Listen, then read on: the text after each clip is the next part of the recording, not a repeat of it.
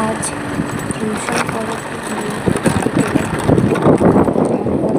একটু ভিডিও তো ফিরছিলাম।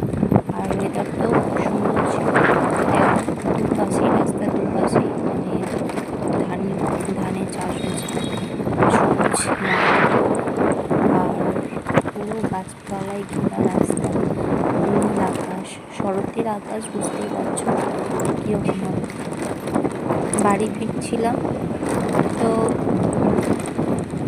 এক হাতে ক্যামেরা, এক হাতে বাইক চালানো বিশাল টাফ।